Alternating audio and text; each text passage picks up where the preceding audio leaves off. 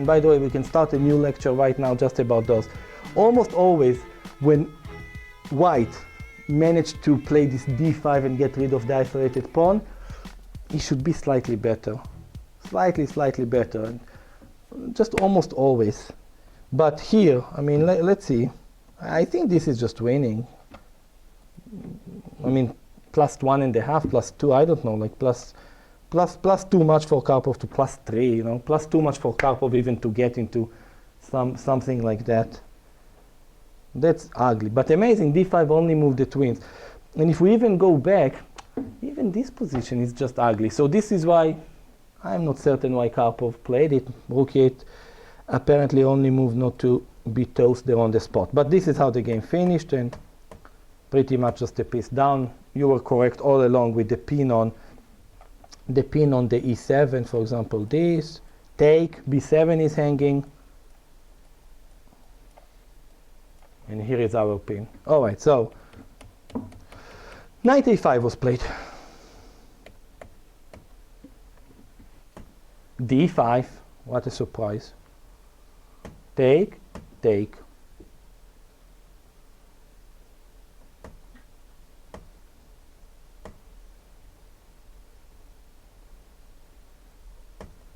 .94. Okay.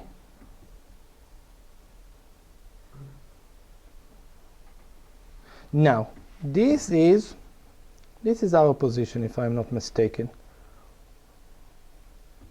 How should white play here? How would you play with white? I hope that this is the position. If not, you're just thinking. No, but I think it's this one.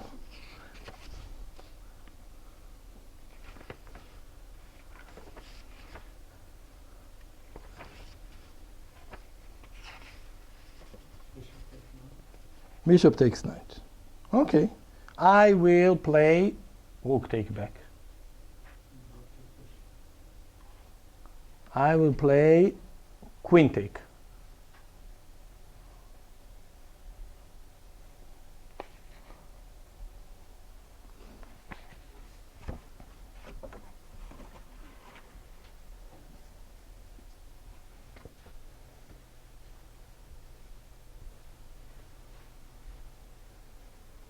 No, I said those are really already, those are serious examples. The other one was just a little bit warming up, right?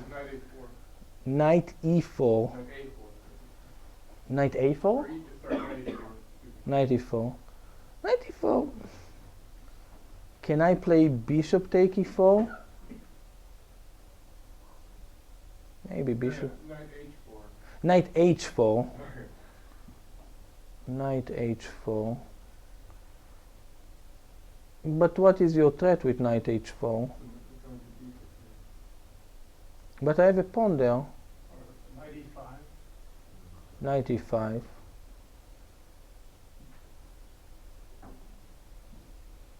Knight e5, I'll probably play queen c7. Knight e5, probably queen c7.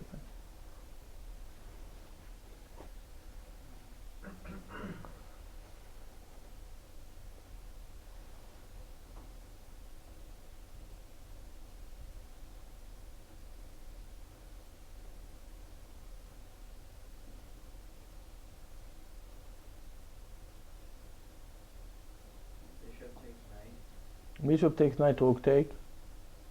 Queen to e8, you mean? Queen to where, sorry? You didn't ask me to do queen or you asked you for a good With queen e8, I'll just play rook f8 back or something like that. Or you could just take it. Yeah, that's better. And then back. Yeah, bishop f8. Always have bishop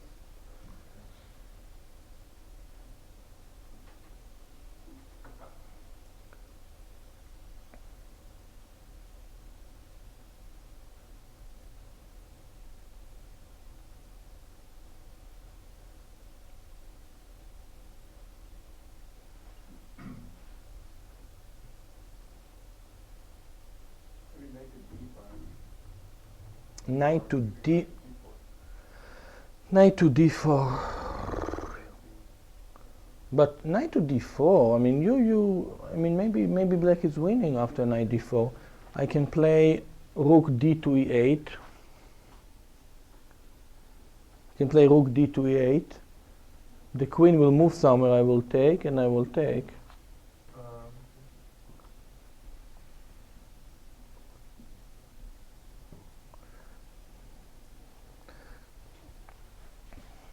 There are really, really many pieces on the board here.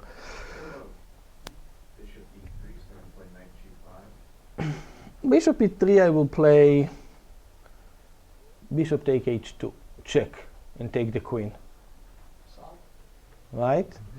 Bishop e3, it's blocking the defense. I will take, and I will take. Let's play like Alex, without the preparatory move. Did you want to play knight f7 shot? Yes. Okay, so how about knight e5? Yeah, knight e5, I will play probably queen c7. Well, that's not bad. I think I should play this move, but What was wrong with knight e5 again? knight e5, queen c7. No, I didn't say wrong. You know. And then knight g6 shot? Take it. This is becoming already wrong. Yes, I took. Rook e4. But bishop take h2, check.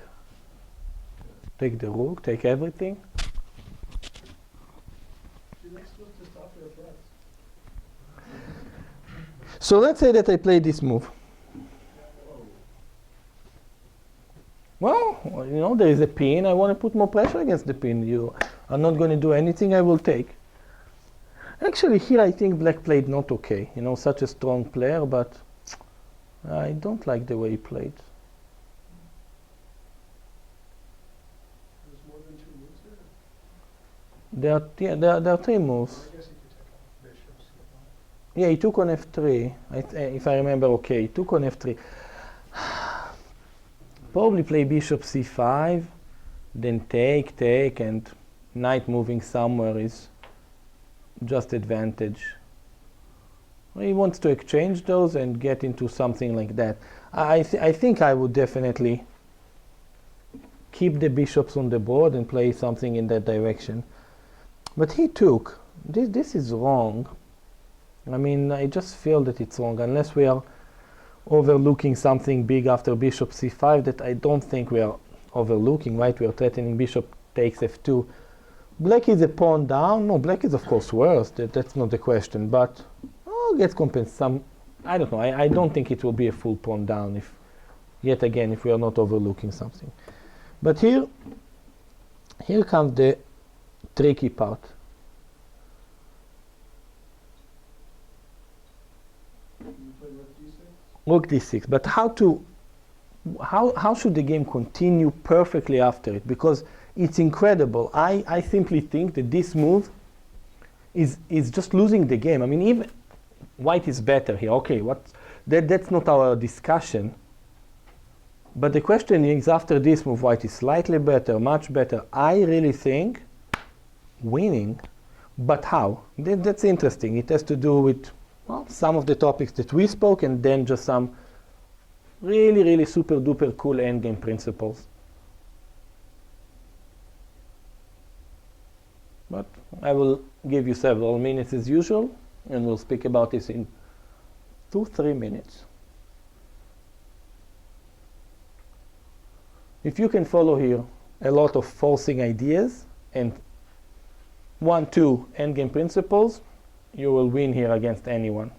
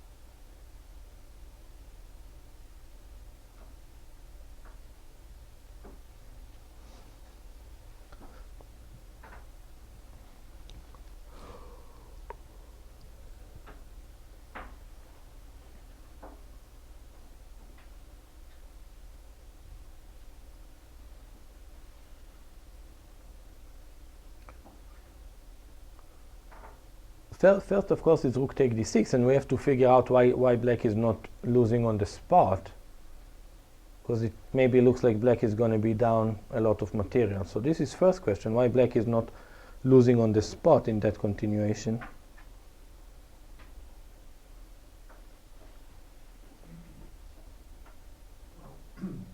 Rook d6, rook d6, bishop d6, rook d8. Okay, and what if queen d6?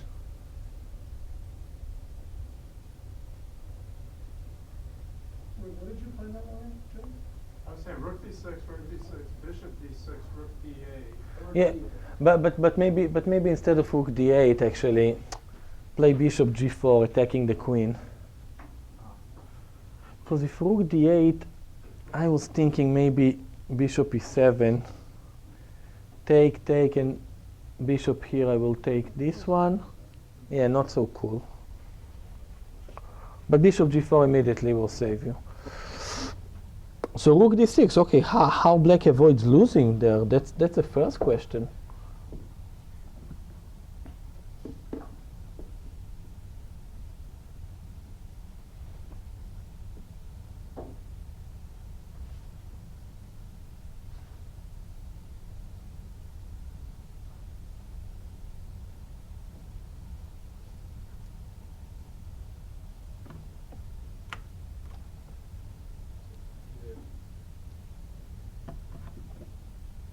Hmm?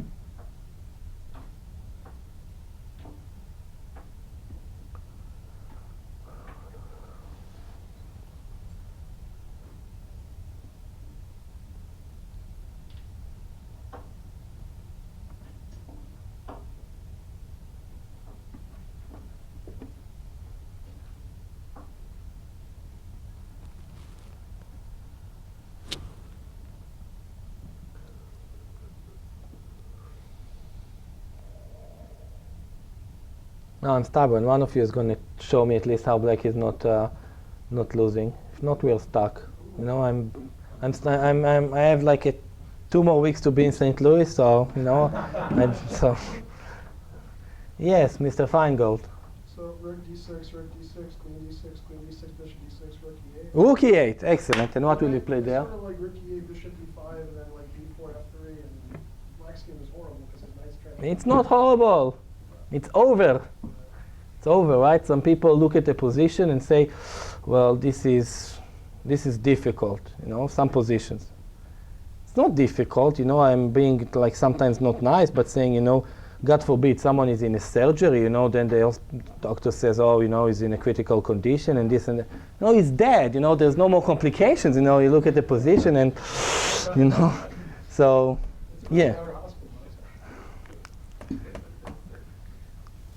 Yeah, first I was looking at rook d8, bishop e7, rook e8, take knight g8 if you have Knight d5, yeah. But then rook e8, I was like, all right. Knight d5, well, I mean, okay, even rook e6 and taking another pawn, but yeah, so here, and exactly what Ben said, very naturally, but very correctly, if the bishop goes anywhere, bishop c6, I don't know, I mean, of course white is better, but other than Carlsen that obviously will win it probably with both colors, then it's not easy, you know, because black will keep threatening to exchange knights.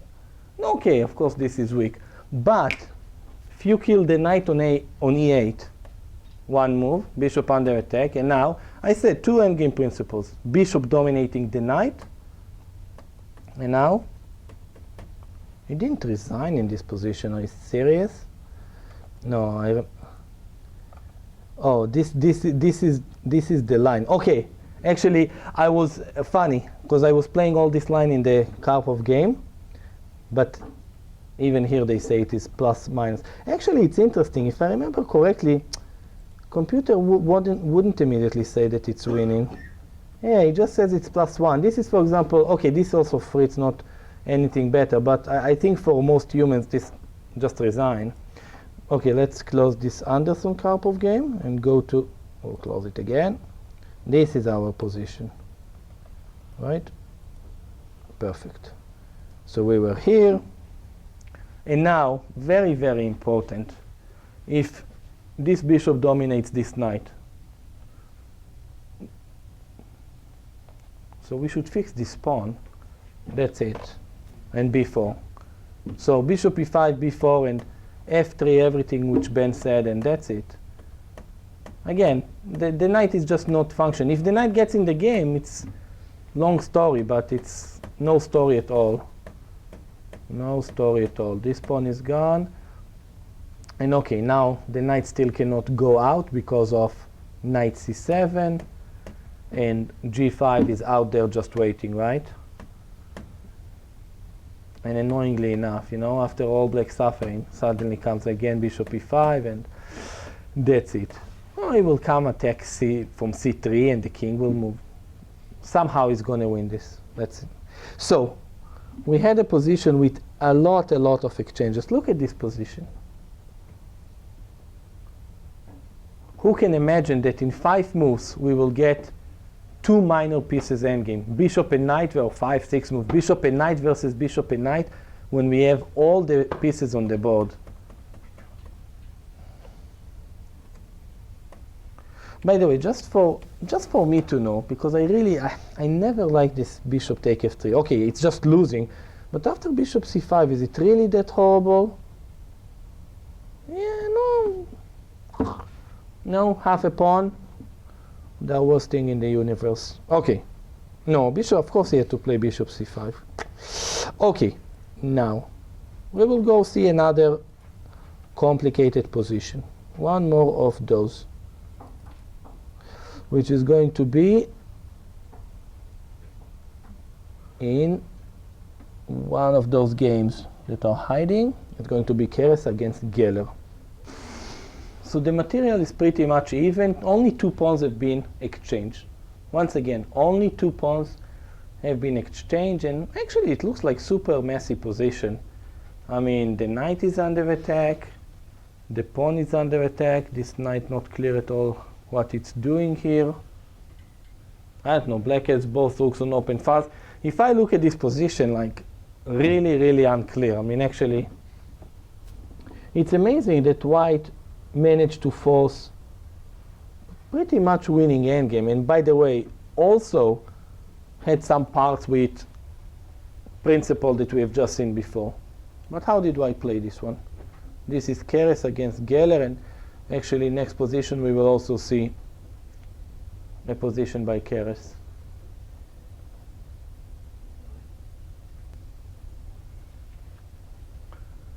This is really tough, so I'll just get some idea from you, and I will be nice for a change and go along with you. Knight f7. Okay. Knight f7. Excellent. Take. What now? Bishop b3. Okay. Knight c4. Take. Now what? Okay, knight d5, right? If not, just losing. Okay, how to play here?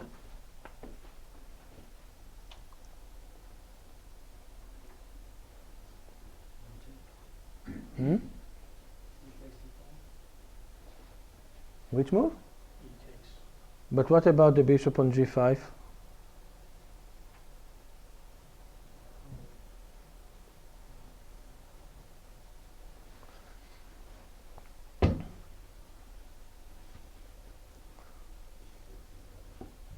Bishop take e7, okay. Queen take. E takes d5, okay. Take. Amazing. There were like bazillion pieces on the board a move ago. Suddenly they are all gone. Bishop take. Now, interesting what to play here. Rook d1.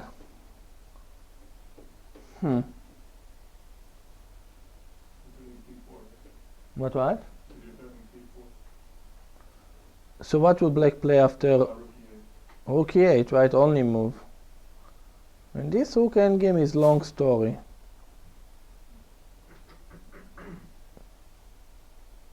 Yeah, rook d1, rook e8. If bishop take a6, Bishop take a6, bishop take a2. Sorry, this is impossible. Rook e8 and take.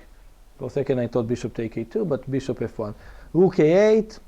This bishop endgame not so clear. Not so clear.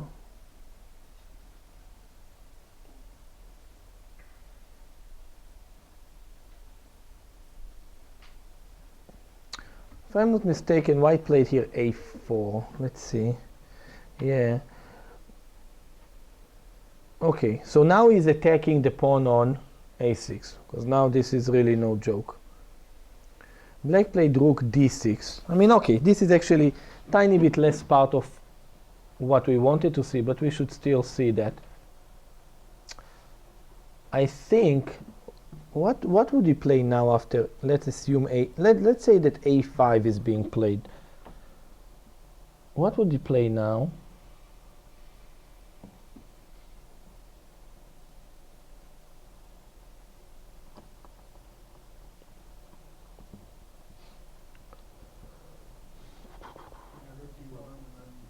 You can trade bishops and play g3. Exactly. Now the pawn is on a5, so rook d1 is winning. Rook e8 is going to lose either g3, king f1, doesn't matter. g3 and the pawn on a5 is under attack, and white is going to win either the c7 pawn or the a5 pawn. Exactly. So rook d6, and now what to play with white?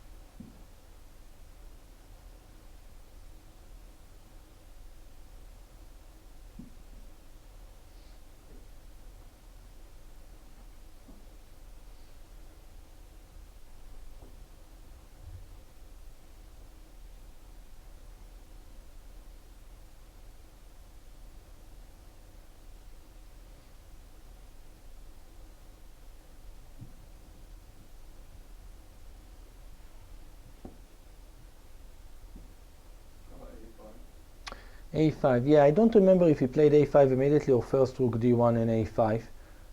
I was looking at it, I think rook d1 and a5 also possible. But one of those ideas. Yeah, he played first rook d1. So now actually exchange is not so cool. Take here, the king coming. But now a5. Relating to what we have mentioned before. Fixing the a6 pawn. So basically 10 false moves, right? Around 10 false moves, or even less. Knight take f7, take, bishop b3, take, a5, rook d6, rook d1. Okay, all this led white into big advantage endgame, on the verge of probably winning. Okay.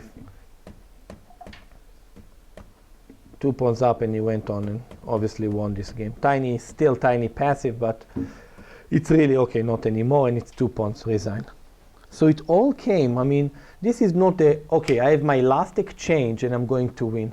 But it's amazing how many times there can be very long series of false moving, exchanging, and then you are suddenly from the middle game, tiny bit opening into an endgame that is, well, pretty much winning. By the way, just very quick question. Who's better here? Black? White. Black, white. Why black? But why black has more space? Is this Karpov Kasparov? Why black has more space? Pawns are further advanced. But pawns further advanced, oh man, another lecture. They can be, they are, no, I actually just had one like 4 weeks ago. I was lecturing to some very smart kids about advanced pawns. Exactly, that actually the weaknesses that they create. What is the most important factor in this position? Yeah, black has like horrible bishop, horrible plus plus plus, like these, those are the advanced pawns. I mean, believe me, black would be happy if he can put the pawn back here, play b6, play a5. He will make a draw without problem, huge difficulties. The pawns that are fixed on the same color as this bishop, they are huge, and of course the central pawn. Think about it. Take this pawn out, all black pawns are on the same color as his bishop. No, this is ugly plus. Okay, so Kasparov, well, doesn't want those nasty pawns, play g5. Basically, I guess forcing the exchange, because white doesn't want to take, and black gets some squares there. Okay, it's not like it's, you know, very happy for black, but okay. So black's big strategy is this. He has to be super careful here, because again, the pawns are b6, a5. I think black will hold the draw, or should hold the draw quite easily. But black has a problem. This a pawn can be fixed if b4. I'm not certain it was played immediately, but the pawn can be fixed. d5 is fixed on the same color, so black will have to be very precise. When white knight will be on c5, he will have to put his bishop on c8 and then prevent white from breaking through. Oh, I think this endgame is a draw probably, but b4. Okay, Karpov also a little bit understands about how to fix pawns.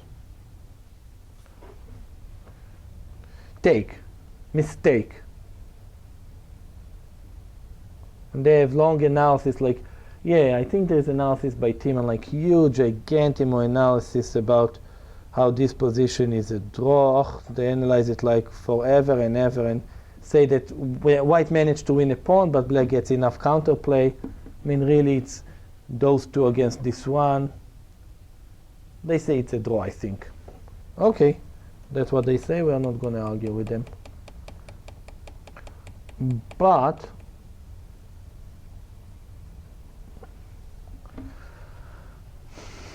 okay, I have a question. Why take on h4 is a mistake? I mean, if white is going to take, and then black will have strategy of putting the bishop on this square, basically. So whenever white will play knight f4, he will defend the pawn from e8, and whenever white will go to c5, he will defend from c8 and prevent white king from breaking through. I think that this is the idea, and I'm not certain if this was the sealed move or not. Right? Once upon a time, they used to play this way, or if I think that. I remember this. I was a little kid. And yeah, but this was after adjournment. Yeah, what? This was after the adjournment. Yeah. No, it was after, but I think that his team, it's move 40 and a bit, right? Move 46. But I think that his team were looking at this and they overlooked the idea. Kasparov team. Right, yeah, Kasparov's team. They overlooked the idea. And when I mentioned it yesterday, when I was young, wow, I mean, I remember I was staring at this position for really a long time. Like not once, like every time I wanted to get some inspiration, I look at this and like saying, this is like witchcraft. I mean, how is it possible? Like, I don't know, I was like 1800, 16, young kid. Like, how is it possible? How? So, what did he play? G4. G4 is a move, but no witchcraft move. I don't know, I'll take it. Not a witchcraft move. You know, it was interesting. I was, Var was having a class with the Lindenwood team, and I was here, and we were looking at some. I showed one very, very difficult position, like amazingly difficult one. And actually, I'll give all the credit to VAR that he found it. I mean, there were some players 23, 4, 500. Well, it's really difficult, but VAR found it. And then he showed one game that he made a draw with Irina Crash in a tournament they played, that he was winning and overlooked something. And he said, and I'm not saying in principle what he overlooked, that it is so easy to overlook those ideas. It is actually the most natural thing.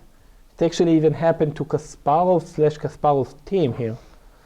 So, with this drama, I'll give you 1-2 minutes. Ben knows this position. I know this position. What about someone else? So is that full? But f4, I'll just play, I don't know. Take, bishop g6, like.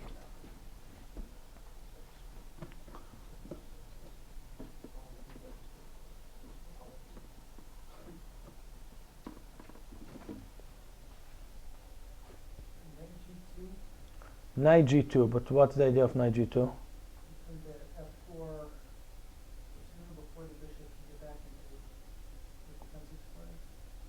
But okay, but you can take on h4 right now and put the knight on f4.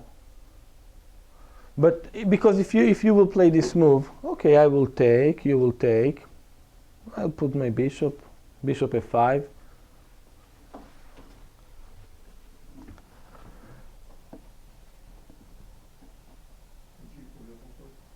No, g4 I take. I mean take, doesn't matter how you take.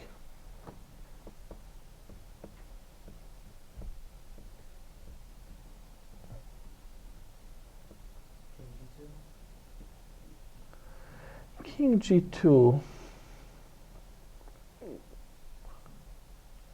King g2 is possible actually, but I guess that it will. King g2, what will I play? I might have a cool idea if king g2. Maybe I will just take and go back to defend. Which, okay, I was tiny bit unfair. Unfair to you, tiny bit. Because knight g2 is the move that was played. And knight g2 is unbelievable idea. Like, I mean, who takes a pawn and you don't take back, right? I mean, we're here for almost an hour and a half, and you know, all that we are seeing is take. We have to think about all those things. Well, this is why it was so difficult. Not very bad player with the black pieces, right? And even he and his team pretty much overlooked this idea. The idea is incredible. I mean, does it get the usual 2 exclamation points? Only 1. Okay. By the way, look at all the analysis that is involving not taking. Like, yeah, there's some very, very deep analysis. I think it was done by Geller here, but I remember, I think it was Tiemann, but maybe I'm wrong. Okay, so they are not clear about this position, but what is the big idea? That we basically, it's incredible. With the pawn on h4, it's probably a draw.